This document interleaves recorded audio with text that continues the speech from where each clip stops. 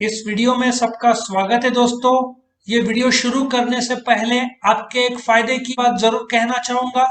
इस वीडियो के डिस्क्रिप्शन में आप जाओगे तो आपको इस सब्जेक्ट का लिंक मिल जाएगा, जिसको आप क्लिक करोगे तो chapter by chapter, question by question सारे के सारे वीडियोस आपको मिल जाएंगे और दूसरे सब्जेक्ट के भी लिंक्स मिल जाएंगे, जिसमें chapter by chapter, question by question सारे वीडियोस मिल जाएंगे।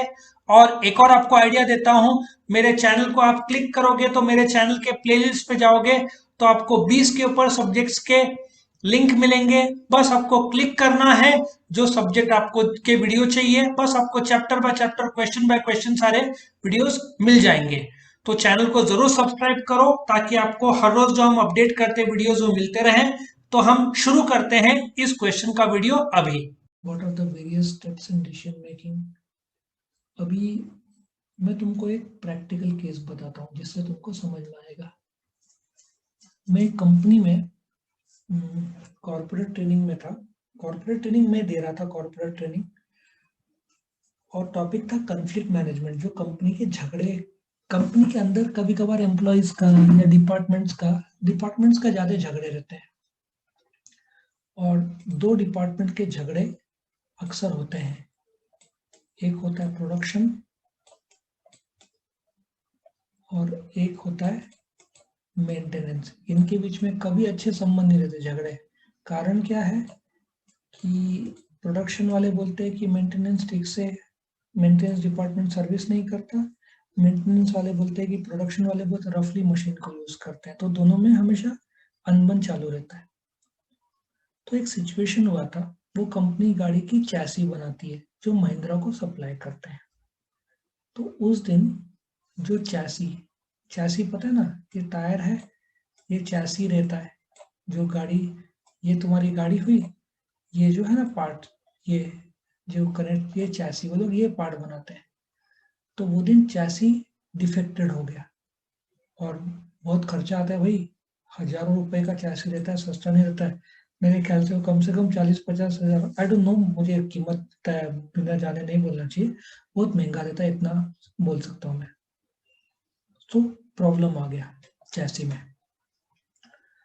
तो प्रोडक्शन डिपार्टमेंट ने मेंटेनेंस पे इल्ज़ाम लगाया कि मेंटेनेंस ने ठीक से मशीन को सर्विस नहीं किया। मेंटेनेंस डिपार्टमेंट ने प्रोडक्शन बोला। अच्छा, प्रोडक्शन डिपार्टमेंट में दो वर्कर्स थे, वर्कर ए, वर्कर बी। अभी क्या हुआ, ए का शिफ्ट 4 बजे खत्म होता है, सवेरे 8 बजे वो आया था, 8 to 4, और बी 4 to 12 टाइम था। ए ने आधा मशीन में काम कर दिया था, आधे चैसी बनाया था, बी को पूरा बनाना था। खराब बी पॉइंट हुआ, तो ए ने बी पर इल्जाम लगाया कि बी ने खराब किया। बी ने बोला कि ए ने खराब करके दिया था। ये मैटर चला गया प्रोडक्शन मैनेजर के पास। अब प्रोडक्शन मैनेजर दुविधा में आ गया कि क्या चल रहा है। आई होप तुमको प्रॉब्लम समझ में आया क्या है। प्रॉब्लम ये है कि जो चैसी कभी डिफेक्टिव लगभग नहीं निकलता, आज ये डिफेक्टिव निकला है। पहला प्रॉब्लम। तो पहला तो प्रॉब्लम है कि ये क्यों हुआ। तो वाई, प्रोडक्शन मैनेजर को ढूंढना है। ठीक है, वाई। उन्होंने तुरंत डेटा कलेक्ट करना शुरू किया। ठीक है, उन्होंने मेंटेनेंस डिपार्टमेंट को बुलाया, मेंटेनेंस का जो हेड है उसको बुलाया, पेपर्स चेक किए। अब मशीन सही सर्विस हुई थी, समझ में आया, मशीन सर्विस सही हुई थी, इसका मतलब मेंटेनेंस की गलती नहीं थी। अब उसने डिफेक्ट को देखा। जो डिफेक्ट था ना, वो डिफेक्ट ऐसे था कि जो वर्कर है उससे भी होने का चांस कम था। तो उसको लगा कहीं रॉ मटेरियल में तो प्रॉब्लम नहीं है। तो उसने डेटा लेकिन अच्छा खासा कलेक्ट किया, मेंटेनेंस, फिर ए वर्कर को बुलाया, बी वर्कर को बुलाया। तो उसको समझ में आ गया प्रॉब्लम क्या है।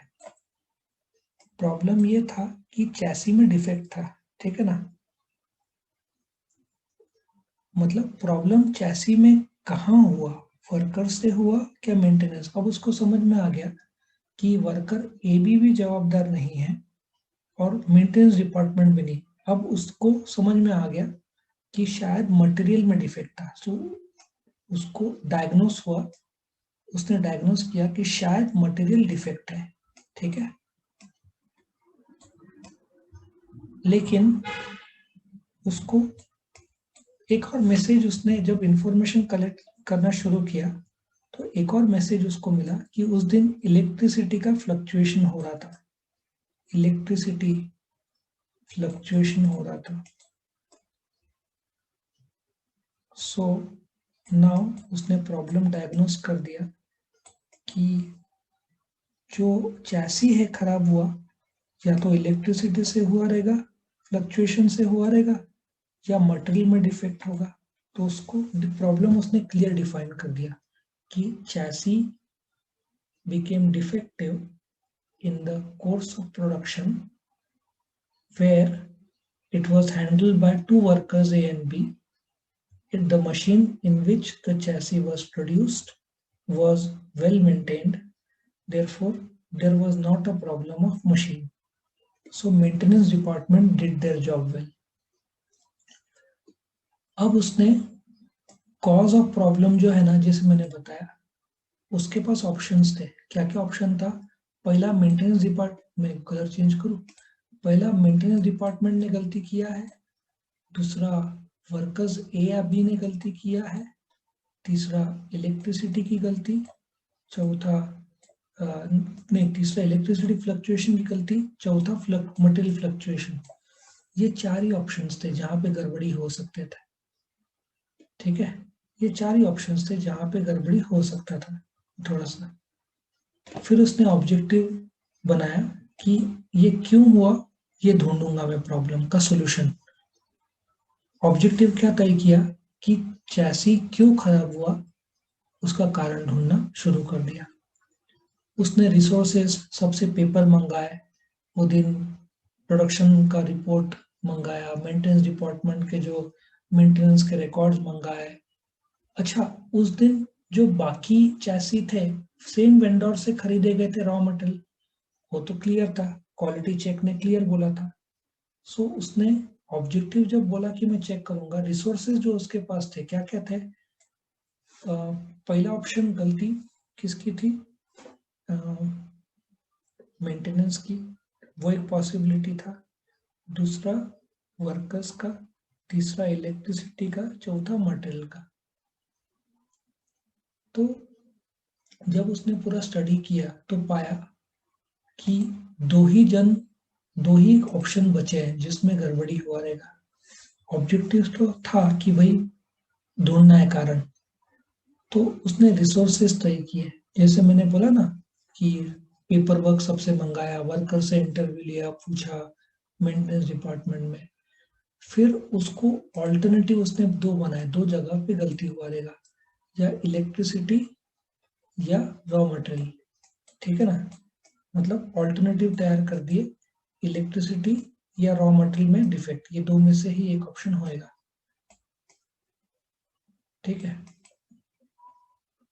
उसने हर एक को चेक किया, इलेक्ट्रिसिटी, रॉ मटेरियल। उसने क्या किया, पहले रॉ मटेरियल चेक किया। रॉ मटेरियल, अच्छा, रॉ मटेरियल में खराबी होता तो बाकी चैसी भी खराब निकले होते, बट बाकी चैसी में प्रॉब्लम नहीं आया।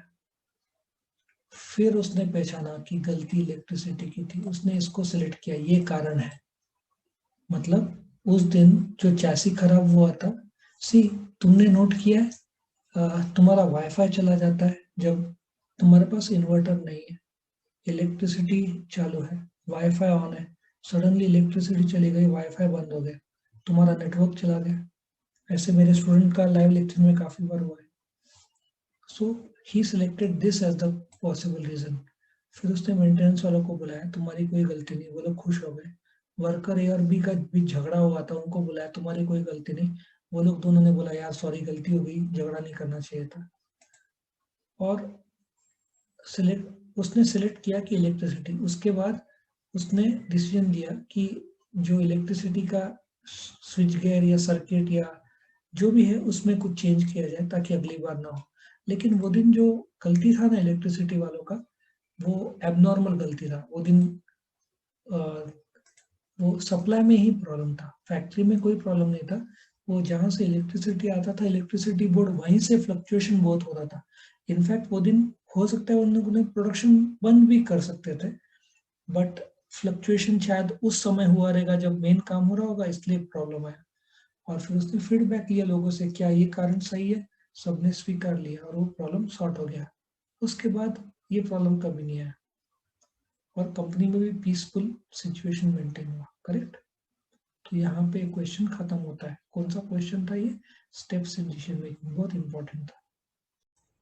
वीडियो पसंद आया तो लाइक कीजिए, अपने फ्रेंड्स के साथ शेयर कीजिए, उनका भी फायदा हो, और चैनल को सब्सक्राइब कीजिए। Thank you.